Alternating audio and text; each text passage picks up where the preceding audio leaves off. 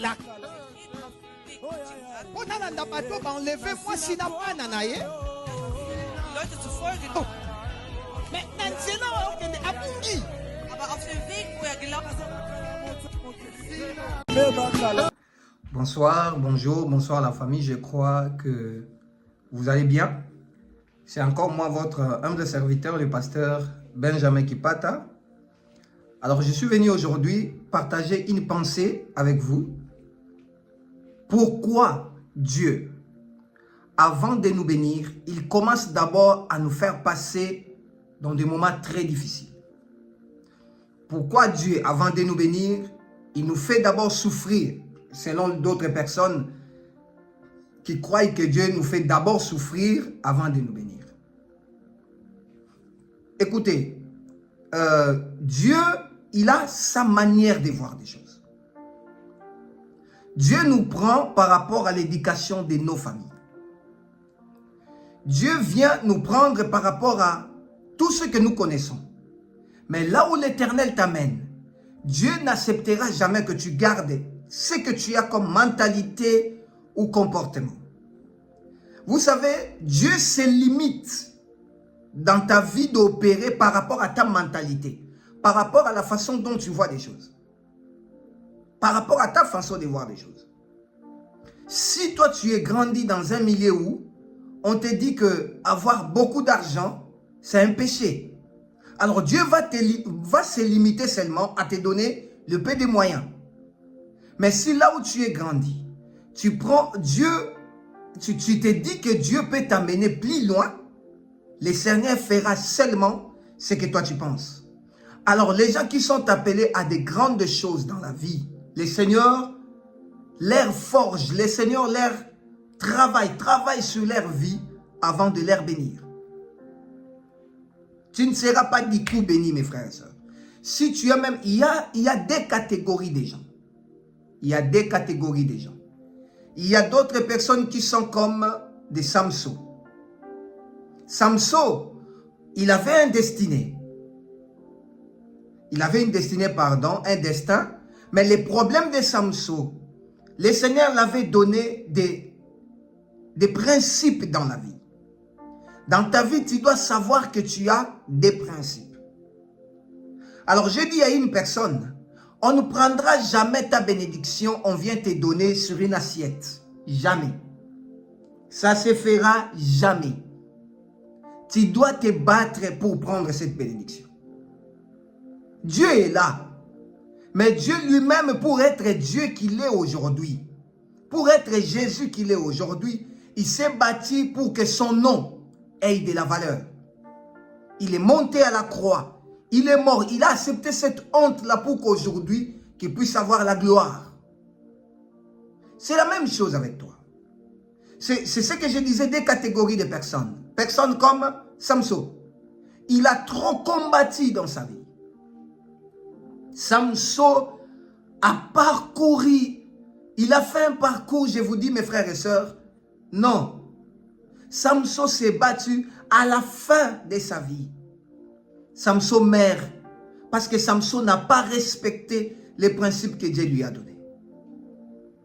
Même si il y a un ça ne va pas, persévère là.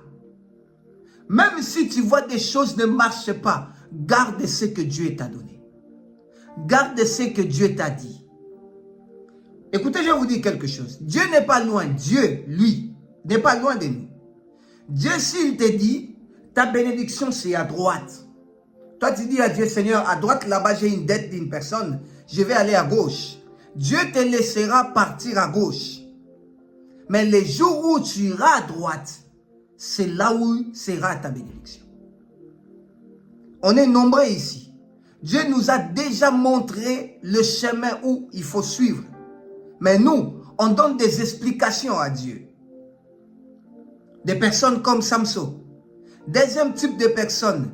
Des personnes comme David. J'aime David. Mes frères et sœurs, j'aime David. Toute la vie de David, ce n'était pas facile pour David. Hein? David n'a pas vécu une vie, je ne sais pas, de la facilité. Non, non. David a souffert dans sa vie. Ils étaient d'abord nombreux dans une maison. Ils étaient au nombre de 7, les enfants, des garçons. Mais le papa de David choisit seulement David pour que David parte dans la forêt héberger les troupeaux. Mais là, or que tout ça, c'était le plan de Dieu. C'était ce que Dieu a planifié pour David. David est parti, il était le plus jeune de sa famille. Il est parti. Le Seigneur a commencé à opérer avec David. Et jusqu'à ce que le Seigneur a fait passer David dans des moments très difficiles. De rencontrer l'ours, de rencontrer le lion. Et David, le Seigneur savait que la destinée de David, c'était la royauté. C'était Goliath. David a laissé les brebis. Il est parti dans les champs. Il a tué Goliath. Ce n'était pas fini. Ça a commencé maintenant avec Saoul. Saoul a commencé à combattre David. David avec plein de promesses de Dieu. David avec la prophétie que tu seras roi. Mais il y a des combats qui se multiplient chaque jour. Si les combats se multiplient dans ta vie, ne baisse pas les mains. Prie. Ne baisse pas les mains. Invoque Dieu. Les problèmes, c'est beaucoup de gens qui ne comprennent pas le temps de la visitation dans leur vie. Pourquoi Dieu t'a envoyé cette personne-là à côté de toi? Beaucoup de personnes aujourd'hui, Dieu était déjà là depuis longtemps. Dieu est déjà là depuis. Mais c'est toi qui ne comprends pas le langage de Dieu. Pourquoi Dieu a fait approcher telle personne près de moi? Pourquoi? C'est ce qu'Abraham a fait ces jours-là. Dieu n'a pas dit à Abraham dans la prophétie que je vais venir demain. Non, non. Dieu n'a pas dit à Abraham dans la prophétie. Mais il y a beaucoup de gens qui ont la bénédiction dans leurs mains, qui blaguent avec. Fais sortir tes potentiels, hein, des dons que Dieu t'a donnés. C'est par là. La bénédiction que tu cherches, c'est pas loin. C'est en toi. Les problèmes en est aujourd'hui, nous, on n'arrive pas à faire quelque chose. On fait des choses sans demander à Dieu. Ne fais rien dans ta vie sans demander la volonté de Dieu. Ne fais rien dans ta vie sans prier. Pourquoi tu fais toutes choses sans prier? Tu fais beaucoup de choses sans regarder demain. Est-ce que le maître, waouh, la personne qui voit demain, il t'a autorisé? La personne que tu es en train de combattre aujourd'hui, la relation que tu es en train de couper aujourd'hui, tu ne vois pas que demain ça peut amener une bénédiction dans ta vie? Hein, mes frères et sœurs? Abraham avait les yeux prophétiques. C'est pourquoi prions à Dieu, mes frères et sœurs. Dis à Dieu, Seigneur, ouvre-moi les yeux de comprendre. Ouvre-moi les yeux de voir. Parce que les enfants, même la Bible le dit, les enfants des ténèbres sont plus intelligents que ceux de la lumière. Nous, on s'en fout des relations. On s'en fout des gens. On combat tout le monde. On s'en fout. Dieu ne descendra pas pour te bénir. Il va utiliser seulement une personne. Abraham a compris. Abraham a dit, ces gens ici, ils ont ma bénédiction. Ces gens ici, ils ont mon Isaac. Si je les laisse passer, s'ils passent, je vais perdre Isaac. La Bible dit, Abraham a couru vite. Abraham a dit à ses hommes, s'il vous plaît, venez entrer chez moi. Venez manger avec moi. Venez passer des moments avec moi. Ces gens ont accepté parce que ils passaient par Abraham. C'était par rapport à la prophétie. Abraham a reçu ces gens dans sa maison. Et ces gens, Dieu a laissé Isaac. Il y a ta bénédiction à côté de toi. Essaye de bien voir. Regarde, la Bible dit, cette femme qui a perdu l'enfant, le matin, il a regardé son fils attentivement. Attentivement. Tu ne vois pas que ta bénédiction, c'est toujours tout autour de toi. Ce que tu es en train de chercher pendant longtemps, ça tourne seulement là où tu es. C'est seulement là. C'est toi qui ne vois pas. Il y a beaucoup de gens aujourd'hui, la bénédiction est juste à côté, mais lui part chercher ça très loin. Non, non. Non, non. Prie Dieu. Dis à Dieu, Seigneur, ouvre-moi l'intelligence.